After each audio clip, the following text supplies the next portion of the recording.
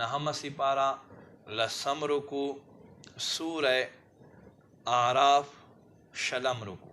نهم سپارہ لسم رکو سورہ اعراف شلم رکو بسم اللہ الرحمن الرحیم قل اے محبوبت اور تو فرما یا ایوہ الناس اے خلقو انی رسول اللہ بے شک ازد اللہ رسول یما الیکم استاس طرف تا جمیعان ٹولتا الذي اغذات له چدل رد ملک السماوات والارض باچائی دا اسمانون او دا زمکو لا الہ الا ہو نشت عبادت مستحق مگر اغذات یحیی و یمید چه جوندی کول او مڑول کوي فآمنوا بالله ورسوله ایمان راوڑے پا اللہ باندے واللہ رسول النبی الامی غیب خبر خیون کائے او نلچانا سبق وین کائے اللذی اغا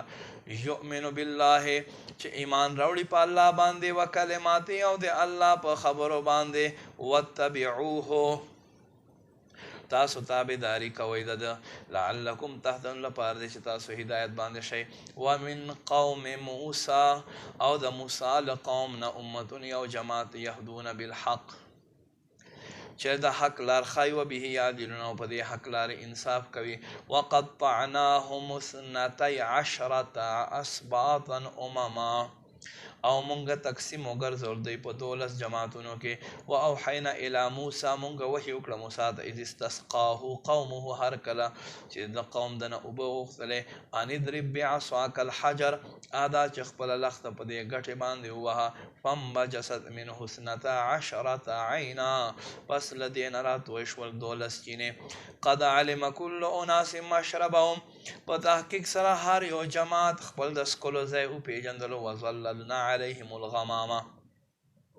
مونږ اوریس په دوی باندې بطوری سوری کړو انزلنا علیهم المن والسلوى مونږ په دوی باندې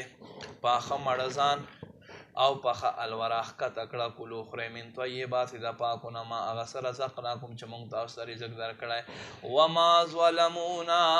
او مونږ ظلم نه دی کړی په دوی باندې ولکن کانوا انفسهم یظلمون لیکن دوی په خپلو ځانونو باندې زیاتوب کوونکي واذا قیل لهم اسکنوا هذه القریة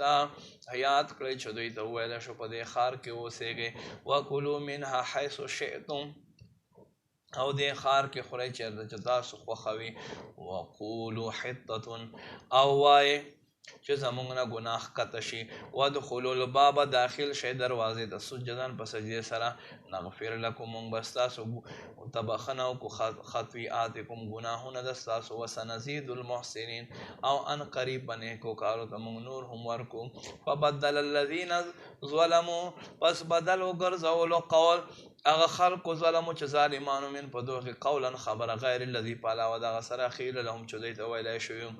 فارسلنا علیهم رجزا من السماء پس مونږ راښکته کړو دوی باندې آسمان عذاب بما کانوا یظلمون په سبب د دې خلقو ظلم کولو